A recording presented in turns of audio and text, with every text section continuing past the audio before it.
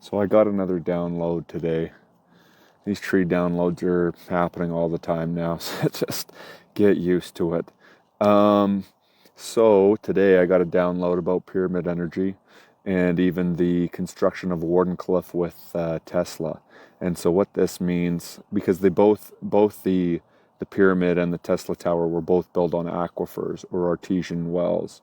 And then I got an imprint in my mind today that they need to have black sand. I was walking on this clay and I had this imprint that we needed to have black sand. And the reason why you have black sand underneath is because the pyramid energy, right? Let's say we made a big copper pyramid and then there's 4 points. Those 4 points at the bottom actually keep going underground in that angle on the 45 or whatever the angle of the pyramid is.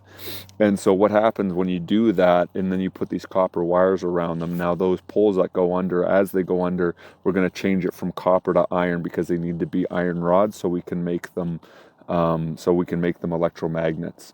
But then you have this black sand, right? Picture a big water bubble underground, right? So it's all grounded water, it's all mineralized water. And then on one side of the well there's clay, and on the other side there's clay, and that's where, let's say, the pyramids are on either side pulsating the water. Or if there's 4 points, then they would do it kind of clockwise or counterclockwise to create like an energy vortex, because I'm realizing that water works with vortex energy quite a lot, and it's kind of interesting to see how it affects the water and how it structures water. And so the two things I'm getting downloaded on the most is creating vortex, because water likes to move, it needs to remain moving, and as soon as you create that vortex it opens something energetically on a quantum scale, which then structures the water, shall we say, in a quantum field, which causes things to happen, interesting things.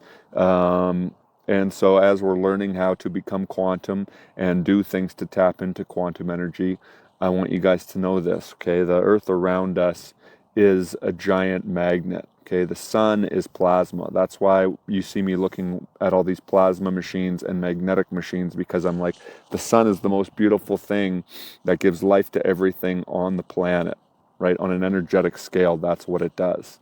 And so, and then I see the earth and everything grows here and it's all magnetic and it's just this beautiful thing. And electroculture even proves that that helps the grid. And so I'm thinking about this. I'm like, I wonder how we could do this, not necessarily just for us to create free energy, but if we could do this in nature to create massive trees and to create, because if you had a pyramid, let's say the pyramid was built on top of a tree, right? And then these poles go into the ground and create water energy underneath the tree. And then all of that connects together. Can we get this tree to grow massive? But first, because if you think about it this way too, right? The pyramids, the top isn't where the power is. That's where the power is put in. That's where it collects the power on an etherical scale. And it actually, that's why that top of the pyramid's gone. That was the collector. That was the thing that would collect all of the energy. And then below that, in the king's chamber, was where these people would get all of this, what I would call advanced quantum energy, right? Why do you think people made all of this intricate thing? Was it just for show? They just wanted to build a giant pyramid? No, no, no, no, no, no, no. Conscious is and our attention is our highest value. That is our highest power, let's say, for ourselves, what we can do personally. I'm not talking our power with God. I'm talking about us in our own power. That's we do have our own power, and then the deal is God wants to work with us, right? The more you work in his laws, in his ways, and create this relationship, the more you're going to be able to tap into this stuff anyway. And then also you'll stay in light. You'll use it for light. You won't be easily deceived. You won't be led astray. And so what I would say to you guys as you're tapping into all this stuff, right? Think about that when we're creating energy and pyramid power. We need to start finding underground water aquifers, and even that might be part of the geocaching that we do. We won't just do it with trees, but also aquifers, underwater aquifers, to create free energy.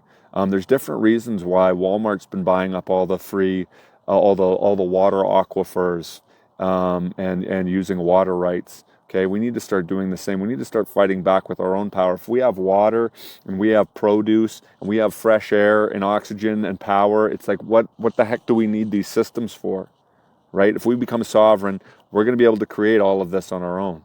And so we need to start preparing, start working together in communities, start getting collective information, and then we need to start actually executing this and doing it together.